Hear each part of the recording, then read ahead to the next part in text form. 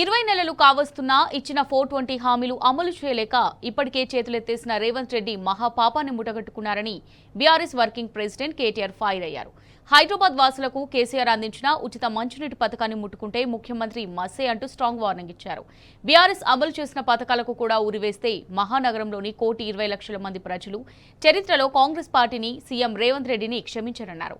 రైతులకు సాగునీరు ఇవ్వలేని ఈ దద్దమ్మ సర్కారు ఇప్పుడు హైదరాబాద్లో ఉచిత తాగునీటి పథకానికి కూడా పాతరేయాలని చూడటం ముఖ్యమంత్రి మూర్ఖత్వానికి పరాకాష్ఠని నిప్పులు చెరిగారు. ఇప్పటికే హైడ్రా వంటి దిక్కుమాలిన నిర్ణయాలతో హైదరాబాద్ బ్రాండ్ ఇమేజ్ ను దెబ్బతీసి తీరని నష్టాన్ని కలిగించారన్నారు. బీఆర్ఎస్ ప్రగతి ప్రస్థానంలో రెప్పపాటు కూడా కరెంటు కోతలు లేని రాజధాని వాసులకు మళ్లీ కరెంటు కష్టాలను పరిచయం చేసిన పాపం రేవంత్ దేనని స్పష్టం చేశారు. ఓవైపు అస్తవ్యస్తంగా మారిన డ్రైనేజీ వ్యవస్థ, ఇంకోవైపు వర్షాలకు దెబ్బతిన్న రోడ్లతో ప్రజలు అవస్థలు పడుతుంటే ఫ్రీ వాటర్ స్కీమ్ ను కూడా గండికొట్టాలని చూస్తున్న రేవంత్ కు కర్రు కాల్చి పెట్టేందుకు హైదరాబాద్ ప్రజలు సిద్ధంగా ఉన్నారన్నారు.